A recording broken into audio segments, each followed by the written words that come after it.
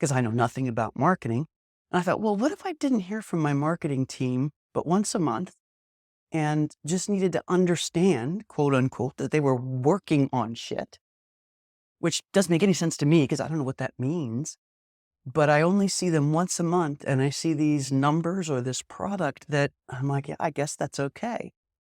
No, that's not going to work because I don't understand the process. I need to know, what is it that you're doing? Not in detail. Hey, y'all, and welcome to the Cash Flow Podcast, where we're going to talk about everything related to the money in your small business. I'm your host, Pam, and without further ado, we're going to jump right into our episode. Right, and welcome back for the first in a two-part series on clients. The first part today is going to be 3 things to do to keep your client turnover down.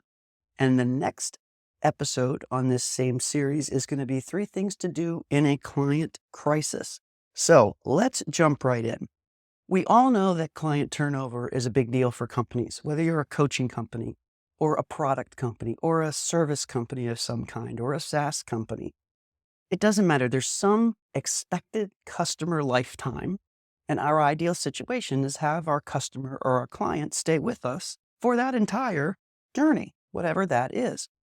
So first and foremost, we want to minimize people ducking out of our service, ducking away from our product before their time has come.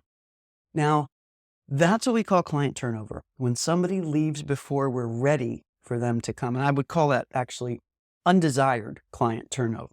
There is sometimes desired client turnover when they move from progression through your process to another process, that sort of thing. But we're talking about unwanted client turnover.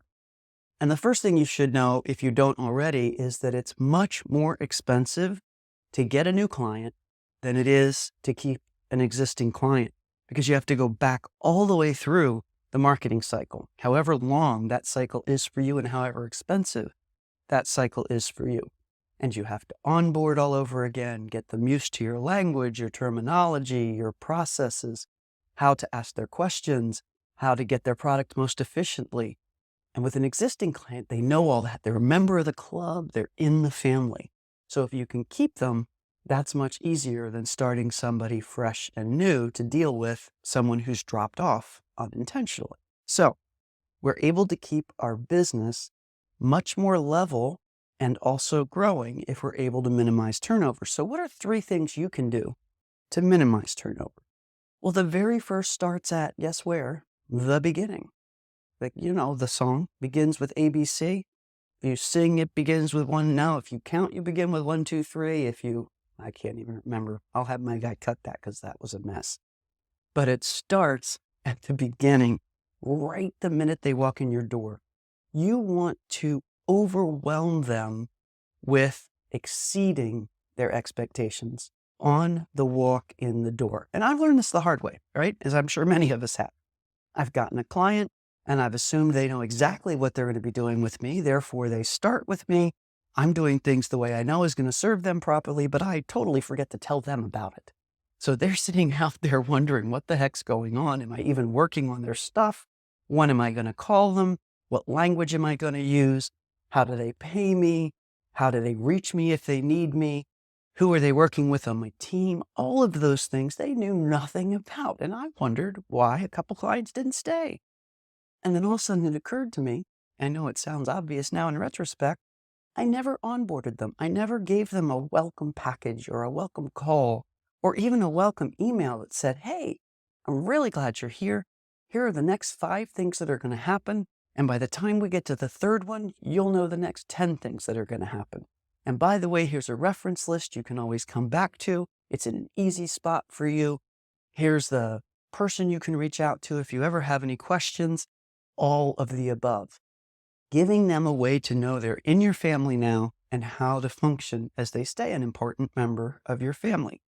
We've actually recently added, because I think this is so important and I've not been great at it, honestly, we've added a customer concierge who for every single client we have now is going to know them, understand them, make sure I'm aware of all the important things to them, make sure the team is aware of what's important to them, remember their birthdays, remember their kids, reach out sometimes for no reason except to say hi and I'm thinking of you today.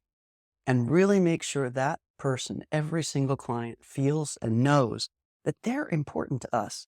We're not just taking their money and forgetting about them. Yes, we're taking their money, but we're also working behind the scenes to bring them value when we're not physically on the phone with them. Just like if you're a product manufacturer, you're not just thinking about me because I'm eating your sauce. You're when you're not just making my sauce or bottling it or getting to me, you're thinking about how to make it better, how to make the experience better for me, how to make it easier for me to access your product. So those are the things that need to be happening. I need to be aware of that, because the more I'm aware of that, the more I'm aware that I'm important to you and the less likely I am to turn over. Number one, I know you better and you know me better. But number two, I know exactly what's going on in the value that you're providing me. So that's the first thing. Onboard them with surprise and delight, as they say.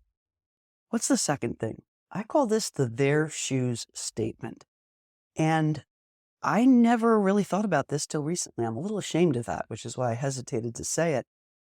But it never occurred to me what it's like to not know what it is that I'm teaching, which is financial confidence, certainty, understanding, clarity, and not really know what it takes to make the sausage, to put that together for a client, and not hearing anything from me while I'm doing that. And I put myself in my client's shoes for a while and really sat with it. What would it be like to be somebody who didn't really know much about accounting and finance, was already nervous about my finances, already have some money story that's troubling me? I hire this amazing team. We have a great sales call, and then I don't hear anything. Sure, I have a meeting scheduled once a month, but I don't know what's going on in between. And once I sat myself in those shoes, and actually I picked a different subject. I picked marketing, for example, because I know nothing about marketing. And I thought, well, what if I didn't hear from my marketing team but once a month and just needed to understand, quote unquote, that they were working on shit, which doesn't make any sense to me because I don't know what that means. But I only see them once a month and I see these numbers or this product that I'm like, yeah, I guess that's okay.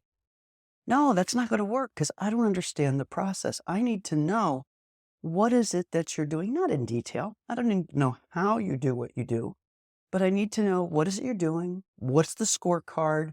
How do we know if it's working? What can I do to contribute? What can I do that might make it harder? All of those things. I need to understand that and need those touch points. Even though you can totally do your job without me, I still need to know, because I've hired you as my marketing team, what you're doing so that I can be sure that we're getting the value out of that investment. Sure, we're getting the value out of the investment, but a client needs to understand that, right? So I put myself in their shoes. I call this the their shoes statement. Think of something you don't know how to do and put yourself in the shoes of that person who has bought a service and gets the same kind of attention that you give your clients. You're either going to come out of that thinking, hey, that's pretty good. I know what's going on. Like, thank goodness I do with my marketing team. Or I'm going to look at what I do and go, we need to add a profit or a client concierge, because I'm not very good at that. And this is a very technical field, and my clients deserve to know what we're doing on their behalf, not how we're doing it. They don't have to understand the bookkeeping. They just need to know that they really are on our minds when we're not talking with them. Okay, thing one, thing two. Thing one, onboard fantastically. Thing two, the in their shoes statement.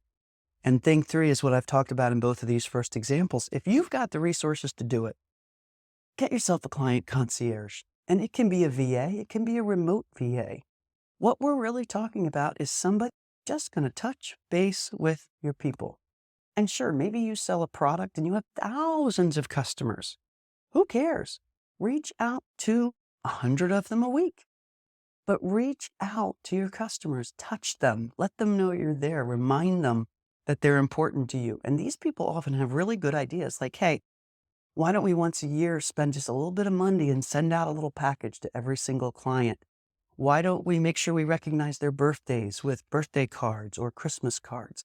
Why don't we learn the names of every single one of their kids, where they are in school? Why don't we make sure they know they can let us know if somebody gets sick or needs help, so that we become part of our clients' families the way we want to be part of and cared for by the services that we pay for. So that's something we're adding to our business model is a customer concierge. I encourage you really to think about doing that in your own businesses. I think you might find that it really helps on this client turnover issue that a lot of folks have. So, especially with memberships, folks, with memberships, it's really, really, really important. So let's go back through that 3 things to do to minimize client turnover before we jump into our next episode, which will drop next week, about how to handle a client crisis.